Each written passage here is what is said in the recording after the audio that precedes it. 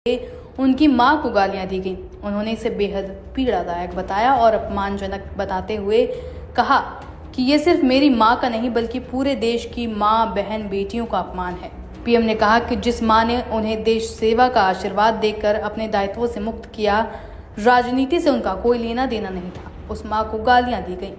PM ने ये भी कहा कि एक गरीब मां की तपस्या को शाही खानदान वाले नहीं समझ सकते।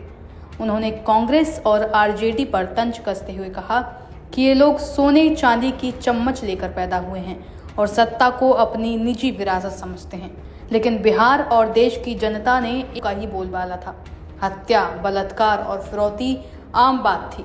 पीएम मोदी ने कहा कि उस समय सबसे ज्यादा चोट बिहार की महिलाओं को झेलनी पड़ी। उन्होंने जनता से अपील की कि वे फिर से ऐसे अंधकारमय दौर को वापस न आने दें। साफ है कि बिहार चुनाव से पहले नेताओं की बयानबाजी और व्यक्तिगत हमले सियासी माहौल को तेज कर रहे हैं।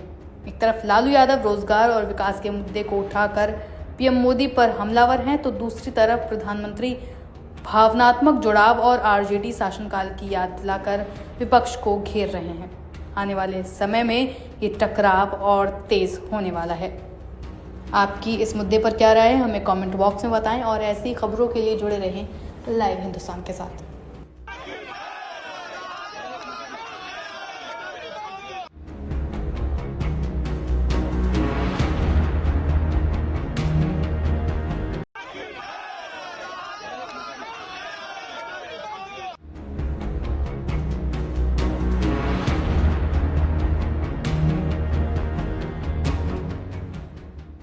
बिहार विधानसभा चुनाव जैसे जैसे नजदीक आ रहे हैं, वैसे वैसे राज्य का सियासी पारा चढ़ता जा रहा है।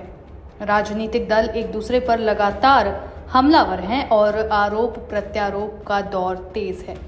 इस बीच आरजेडी प्रमुख और बिहार के पूर्व मुख्यमंत्री लालू प्रसाद यादव ने प्रधानमंत्री नरेंद्र मोदी पर करारा निशाना साधा है।